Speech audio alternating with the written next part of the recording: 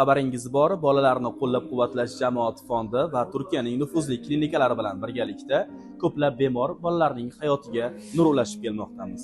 O'zbekistonda amalga oshirishning imkoni bo'lmagan murakkab jarrohlik amaliyotlari aynan shu yerning o'zida amalga oshirib kelinmoqda.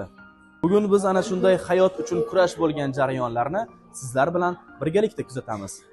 Men Andijon viloyati Shahrixon tumanidanman. Ismim Nodira. Bir nafar farzandim bor. Yoshligidan tug'ma skolyoz kasali bilan og'rib keladi.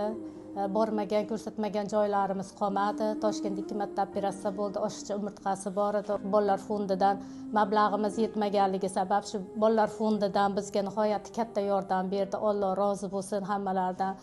Avvalo prezidentimiz Shavkat Miromonovichga katta minnatdorchiligimni bildiraman. Mana Xudo xolasa farzandim sog'lom bo'ldi.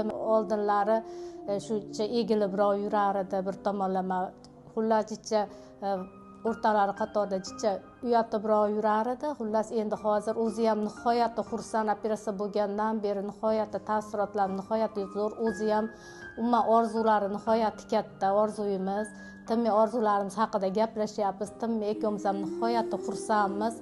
Bu darajada bo'lishini tasavvur ham qilmadim. Biz o'ylagandan ham nihoyatda zo'r. Tekis bo'lib qoldi, orqasi nihoyatda zo'r. Allohga shukr, hammalaringdan Alloh rozi bo'lsin. Rahmat. Turk shifokorlariga, biz operatsiya qilgan doktorga, hammasidan Alloh rozi bo'lsin. Katta rahmat. Bolalar fondiga alohida rahmat, prezidentimizga rahmat. Skolyoz kasalligi bilan operatsiya bo'lganimga 4 kun bo'ldi. Ahvolim juda ham yaxshi, o'ta ham xursandman.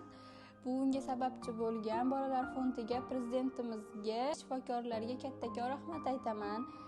Xursandchiligim cheksiz.